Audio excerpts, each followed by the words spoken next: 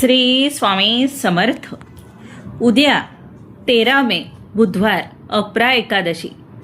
सकाळीच घरात आणा या झाडाचे एक पान. शत्रू लोटांगण घालेल. मुलांची पतीची जोरदार प्रगती होईल.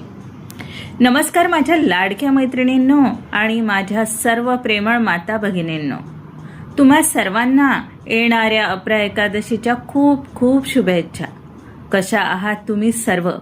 घराची जबाबदारी, मुलांचा अभ्यास, पतीच्या कामाची चिंता आणि या धावपळी स्वतःच्या मनाची होणारी ओढाताण, हे सर्व सांभाळताना कधी कधी आपण थकून जातो ना.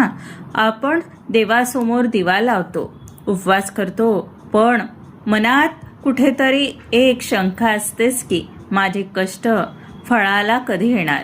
माझ्या घराला कोणाची दृष्ट लागली आहे का? माझ्या पतीच्या प्रगतीमध्ये नक्की अडथळा काय येतोय? मैत्रिणींनो, उद्या 13 मे बुधवार अपरा एकादशी, जिला अचला एकादशी सुद्धा म्हणतात. अपरा याचा अर्थ असा आहे की ज्याची पुण्याला सीमा नाही. शास्त्र सांगतं की या दिवशी केलेल्या एका छोट्याशा कृतीने तुमचं नशीब 100 पट वेगाने धावू लागतं. पण आजचा हा व्हिडिओ नेहमीसारखा नाही. आज मी तुम्हाला तुळशीची किंवा पिंपळाची पान आणायला सांगणार नाही. ती तर पवित्र आहेतच, पण आज मी तुम्हाला एका अशा गूढ आणि अतिशय चमत्कारिक पानाबद्दल सांगणार आहे, ज्याचा उल्लेख जुन्या पोथ्यांमध्ये दडलेला आहे. हे पान उद्या सकाळी फक्त घरात आणून एका विशिष्ट जागी एका विशिष्ट पद्धतीने ठेवलं तर विश्वास ठेवा, तुमचे शत्रू जे तुमच्या पाठीमागे गुप्तपणे कारस्थान करतात ते तुमच्या समोर लोटांगण घालतील. तुमच्या पतीच्या कामात जे दगडधोंडे येत आहेत ते दूर होऊन यशाचा मार्ग मोकळा होईल आणि मुलांच्या प्रगतीची गाडी जी थांबली आहे ती सुसाट धावेल.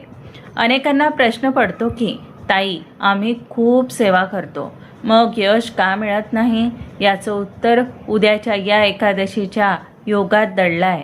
हा व्हिडिओ शेवटपर्यंत अगदी शांत चित्ताने पहा, कारण आज मी जे पान आणि जो उपाय सांगणार आहे तो कदाचित तुम्ही याआधी सोशल मीडियावर किंवा कोणाकडूनही ऐकला नाही असेल. हे गोपित मी खास तुमच्या या कुटुंबासाठी म्हणजेच तुमच्यासाठी घेऊन आले आहे. व्हिडिओला आत्ताच लाईक करा, कारण तुमची एक लाईक मला अशा दुर्मिळ माहिती शोधायला खूप प्रेरणा देते.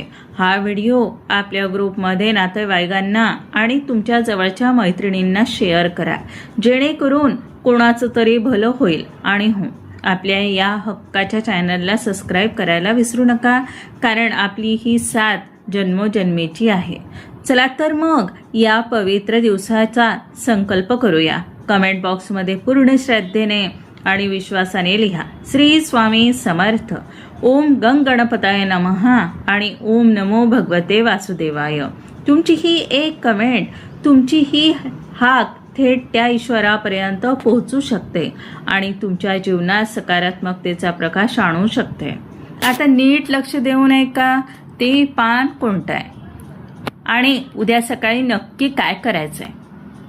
मैत्रिणींनो, सर्वात आधी समजून घेऊया या एकादशीला अपरा का म्हणतात. अपरा या शब्दाचा अर्थच असा आहे की ज्याची कोणतीही सीमा नाही, जे अफाट आहे, जे अपार आहे. शास्त्र सांगतं की या दिवशी विष्णूची पूजा केल्याने माणसाला अपार धन, अपार यश, अपार पुण्य मिळतं.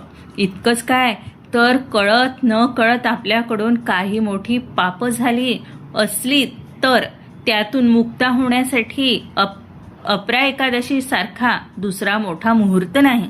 पण आजच्या काळात आपल्या सर्वांची मोठी समस्या आहे. आपण कष्ट तर खूप करतो, अगदी रक्ताचं पाणी करतो, पण पदरात काय पडतं? शून्य. कधी घराला कोणाची तरी वाईट नजर लागते, तर कधी घरात सतत कटकटे होतात. आपल्या पतीचं काम चांगलं चालत असताना अचानक त्याला नजर लागते, बरकत थांबते. मुलं हुशार असताना पण ऐन परीक्षेच्या वेळी त्यांचं डोकं चालत नाही. किंवा त्यांचं मन अभ्यासातून उडू लागतं.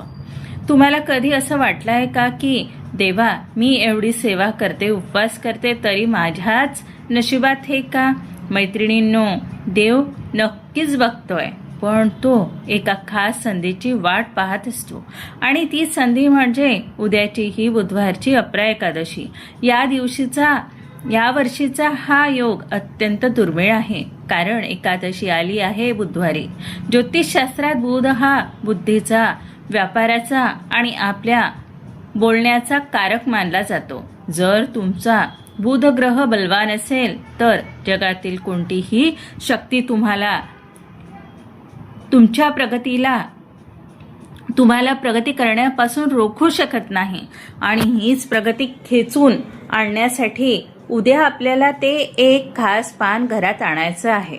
आता तुमच्या मनात उत्सुकता असेल की जर हे तुळशीचं पान नाही, जर हे महादेवाला प्रिय असलेलं बेल पान नाही आहे, किंवा शुभ कार्याला लागणारं आंब्याचं पानही नाही, तर मग ते पान आहे तरी कोणतं? हे पान आपल्या घराच्या अंगणात असतं, रस्त्याच्या कडेला असतं, पण त्या पानामध्ये दडलेली शक्ती आपल्याला माहीत नसते.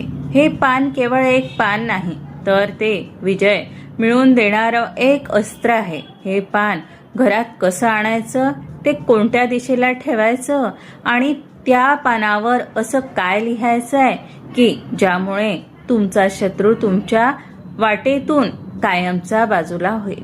हे सर्व मी तुम्हाला सांगणारच आहे. पण त्याआधी ज्या माता भगिनी आपल्या मुलांच्या करिअरबद्दल आणि पतीच्या नोकरी व्यवसायाबद्दल काळजीत आहेत, त्यांच्यासाठी एक खास अमोघ उपाय सांगते, जो या पानासोबत केल्याने त्याचे फळ 1000 पटीने वाढते. हा उपाय नीट ऐकून घ्या, कारण हा उपाय तुमचं आयुष्य बदलणारा ठरू शकतो. माझ्या माता भगिनींनो, या चमत्कारिक पानाच्या उपायाकडे वळण्याआधी उद्या सकाळी तुम्हाला घरातील वातावरणात जी सकारात्मकता निर्माण करायची आहे, त्यासाठी हे 2 विशेष उपाय अतिशय लक्ष देऊन ऐका. हे उपाय साधे वाटत असले तरी अप्रा एकादशीच्या मुहूर्तावर त्यांची शक्ती द्विगुणित होते. उद्या सकाळी सूर्योदयापूर्वी उठायचा प्रयत्न करा. स्नान झाल्यावर स्वच्छ वस्त्र परिधान करा. सर्वात आधी आपल्या घराच्या मुख्य दरवाजाकडे वळा. आपल्या मुख्य दरवाजा हा केवळ येणाऱ्या जाणाऱ्याचा मार्ग नसतो, तर तो लक्ष्मीच्या आगमनाचा मार्ग असतो. उद्या एकादशीला एका वाटेत शुद्ध हळद घ्या. त्यात गंगाजल किंवा साधे पाणी घालून त्याची पेस्ट तयार करा. आपल्या मुख्य दरवाजाच्या दोन्ही बाजूला स्वस्तिक काढा. पण तिथे एक गोष्ट लक्षात ठेवा, जे अनेकांना माहीत नाही. स्वस्तिक काढल्यानंतर त्या स्वस्तिकाच्या मध्यभागी आणि 4ही बाजूंना थोडं मोगऱ्याचं किंवा चंदनाचं अत्तर लावा. अत्तराचा सुगंध शुक्र ग्रहाला आकर्षित करतो आणि हळद ही गुरुग्रहाची प्रतीक आहे.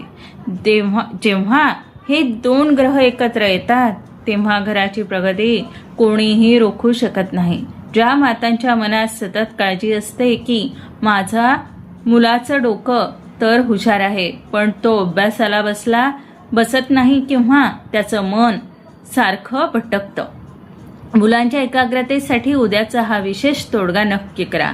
एका लहान चांदीच्या किंवा काचेच्या वाटीत थोडं दूध घ्या. त्यात केसराच्या 2-3 काड्या टाका. हे केसर दुधात व्यवस्थित विरघळून घ्या. जोपर्यंत दुधाचा रंग पिवळसर होत नाही, त्यानंतर भगवान विष्णूंच्या चरणांना स्पर्श करून हे दूध आपल्या मुलाच्या कपाळावर आणि कंठावर म्हणजेच गळ्यावर टिळा म्हणून लावा. यामागे शास्त्र काय? कपाळ हे आज्ञाचक्राचे स्थान आहे आणि कंठ हे विशुद्ध चक्राचे. केसराचा टिळा लावल्याने मुलांची बुद्धी स्थिर होते, त्यांची वाणी सुधारते आणि अभ्यासातील भीती निघून जाईल. त्यांना विषयाचे आकलन लवकर होऊ लागते. हे करून पहा. मुलांच्या आत्मविश्वासामध्ये तुम्हाला स्वतःला फरक जाणवेल. पतीच्या प्रगतीसाठी आणि धनवृद्धीसाठी आता बोलूया घरातील कर्त्या पुरुषाबद्दल. आपल्या पतीची प्रगती झाली की संपूर्ण घर सुखी होतं. जर त्यांच्या नोकरीत अडथळे येत असतील, व्यवसायात किंवा व्यवसायात पैसा अडकून पडला असेल, तर उद्या एका छोट्या पण अमोघ विधी करा. एक पिवळा रंगाचा रेशमी किंवा सुती कापडाचा छोटा तुकडा घ्या. पिवळा रंग हा भगवान विष्णूचा अत्यंत प्रिय रंग आहे. त्या कापडावर 1 रुपयाचे नाणे, थोडी पिवळी मोहरी आणि 1 लवंग ठेवा आणि त्याची एक छोटीशी पोटली तयार करा. ही पोटली उद्या दिवसभर देवाऱ्यात ठेवा आणि संध्याकाळी तुळशीजवळ दिवा लावल्यानंतर ती पोटली पतीच्या कपाटात किंवा जिथे तुम्ही पैसे ठेवता तिथे ठेवा. पिवळी मोहरी नकारात्मकता शोषून घेते आणि नाणं लक्ष्मीचं प्रतीक आहे. यामुळे पतीच्या कामात येणारे सर्व अडथळे हळूहळू दूर होतील आणि घरामध्ये बरकत येईल. मैत्रिणींनो, हे उपाय करताना मनात फक्त एकच भावना ठेवा, माझ्या घराचं भलं व्हावं. आता वेळ आली आहे त्या गुपिताची, ज्याची तुम्ही आतुरतेने वाट पाहत आहात. मैत्रिणींनो, ते पान दुसरं तिसरं कोणतंही नसून ते आहे जास्वंदाचं पान. हो, कदाचित तुम्हाला आश्चर्य वाटत असेल. आपण नेहमी गणपती बाप्पाला जास्वंदाचं फूल अर्पण करतो, पण या पानामध्ये जी शक्ती दडलेली आहे ती फार कमी लोकांना माहीत आहे. उद्या अपरा एकादशी आणि बुधवारचा हा जो दुर्मिळ योग आला आहे तो या पानाला सिद्ध करण्यासाठी सर्वात उत्तम मुहूर्त आहे. जास्वंदाचं झाड हे सूर्य आणि मंगळाचं प्रतीक मानलं जातं. जर बुधवार हा बुधाचा दिवस आहे, जेव्हा हा ग्रह एकत्र येतात तेव्हा तुमच्या जीवनातील अडथळे कापले जातात. काय करायचे आहे नीट समजून घ्या. उद्या सकाळी तुमच्या अंगणातील किंवा आसपासच्या परिसरातील जास्वंदाच्या झाडापाशी जा. त्या झाडाची मनापासून माफी मागा आणि सांगा, हे वृक्षराज, माझ्या घराच्या प्रगतीसाठी मी तुझं एक पान घेत आहे, मला आशीर्वाद दे. एक असं पान निवडा जे पूर्णपणे हिरवगार असेल, कुठेही फाटलेलं नसेल किंवा त्यात छिद्रही नसेल. विधी कसा करायचा सांगते, ऐका. हे पान घरी आणल्यावर सर्वात आधी शुद्ध पाण्याने किंवा गंगाजलाने स्वच्छ धुवून घ्या. कापसाने ते पुसून कोरडे करा. जर तुम्हाला वाटत असेल की समाजात किंवा कामाच्या ठिकाणी कोणीतरी तुम्हाला त्रास देत आहे, तुमच्या प्रगतीवर जळताय, तर या पानाच्या मागील बाजूला खडबडीत भागावर चंदनाने त्या व्यक्तीचं नाव लिहा. जर नाव माहीत नसेल तर फक्त शत्रुबाधा निवारण असं लिहा. हे केल्याने त्या व्यक्तीच्या नकारात्मक शक्ती तुमच्याकडे येण्यापासून थांबते. तो शत्रू तुमच्या समोर नतमस्तक होईल.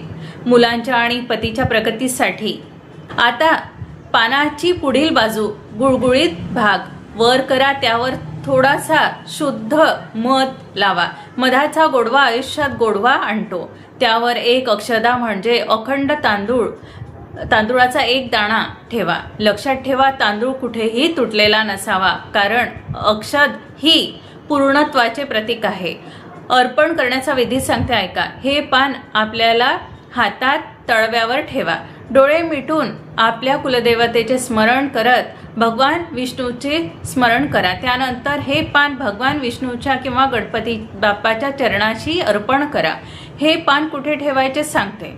जर तुम्ही हे पान देव्हाऱ्यात अर्पण केलं असेल तर पूजा झाल्यावर ते पान तुम्ही तुमच्या घराच्या ईशान्य कोपऱ्यात नॉर्थ ईस्ट म्हणजेच देवघराच्या दिशेला एक स्वच्छ जागी किंवा पांढऱ्या कपड्यात ठेवू शकता. हे पान घरात असेपर्यंत तुमच्या घरातील नकारात्मक ऊर्जा, वास्तुदोष, कोणाचीही वाईट नजर घराला शिवणार सुद्धा नाही. मैत्रिणींनो, हे पान घरात आणल्यावर तुम्हाला स्वतःला घरातील वातावरणात बदल जाणवेल. चिडचिड कमी होईल. पतीच्या कामातले अडथळे दूर व्हायला सुरुवात होईल. हे केवळ पान नाही तर तुमचं नशीब उजळणारा एक आशीर्वाद आहे. हे फक्त करताना मनात शंका आणू नका. श्रद्धेने केलेला छोटासा प्रयोग तुमचं आयुष्य सुखाच्या दिशेने नेऊ शकतो.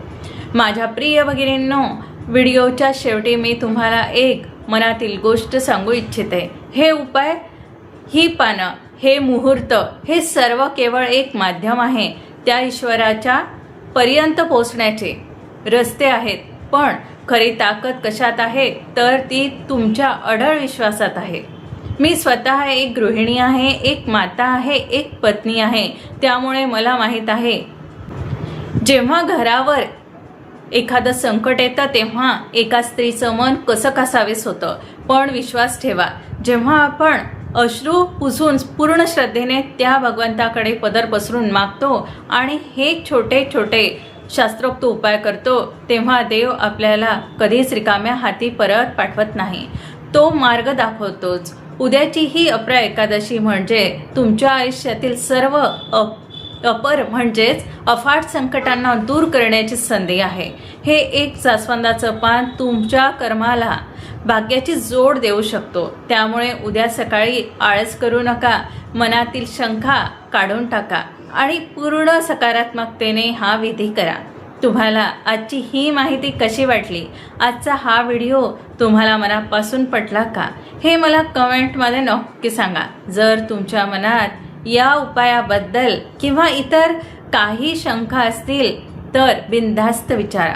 तुमची ही बहीण, तुमची ही मैत्रीण तुमच्या प्रत्येक प्रश्नांची उत्तर देणं प्रामाणिक प्रयत्न करेल, कारण तुमचं समाधान हेच माझं यश आहे. जाण्यापूर्वी पुन्हा एकदा मनापासून आठवण करून देते, ही माहिती, हे गुपित फक्त स्वतःपुरतं ठेवू नका. आपल्या महाराष्ट्रातील प्रत्येक घरात हा संदेश पोहोचू द्या. या माहितीचा फायदा आपण इतर माता भगिनींना व्हावा म्हणून हा व्हिडिओ आत्ताच तुमच्या व्हॉट्सअप ग्रुपवर मित्रमैत्रिणींना शेअर करा.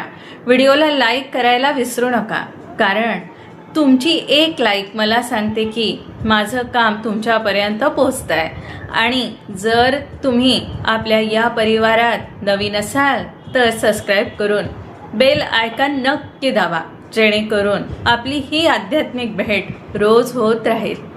चला तर मग जाता जाता कमेंट बॉक्समध्ये पूर्ण श्रद्धेने श्री स्वामी समर्थ, ओम गंग गणपतये नमः आणि ओम नमो भगवते वासुदेवाय लिहायला विसरू नका. तुमच्या मुलांचं कष्टाला फळ मिळू दे, तुमच्या पतीच्या व्यवसायात नोकरीत भरभराट होऊ दे आणि तुमच्या संपूर्ण घराला सुख समृद्धीचा आशीर्वाद मिळू दे, हीच त्या ईश्वराकडे कळकळीची प्रार्थना. खूप खूप धन्यवाद. भेटूया पुढच्या व्हिडिओमध्ये. तोपर्यंत स्वतःची काळजी घ्या आणि आनंदी राहा. श्री स्वामी समर्थ.